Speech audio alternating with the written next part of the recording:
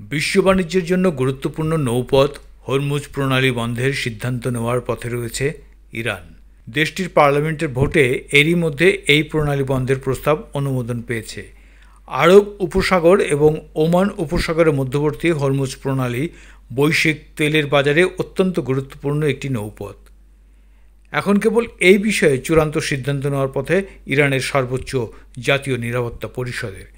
বিশ্বের মোট জ্বালানি তেলের প্রায় 20% এই প্রণালী দিয়েই পরিবহন করা হয়। ইরান বরাবরই পশ্চিমা দেশগুলোর চাপ দূরে ঠেলে রাখতে এই প্রণালী বন্ধের হুমকি দিয়ে এসেছে। আর এখন যুক্তরাষ্ট্র ইরানের পারমাণবিক স্থাপনাগুলোতে হামলা চালানোর পর তারা পার্লামেন্টে হরমুজ প্রণালী বন্ধের প্রস্তাব অনুমোদনের পদক্ষেপ নিল। বার্তা সংস্থা রয়টার্স জানায়, ইরানের হরমুজ প্রণালী বন্ধের এই তোড়জোড়ের মধ্যেই দেশটিকে এই পদক্ষেপ নেওয়া থেকে বিরত রাখতে চীনকে উদ্যোগ নেওয়ার আহ্বান জানিয়েছেন যুক্তরাষ্ট্রের পররাষ্ট্রমন্ত্রী মার্কো রুবিও। হরমুজ প্রণালী বন্ধ হলে বৈশ্বিক জ্বালানির যোগান ব্যাহত হতে পারে, আর এর প্রভাব পড়বে বিশ্ববাজারে।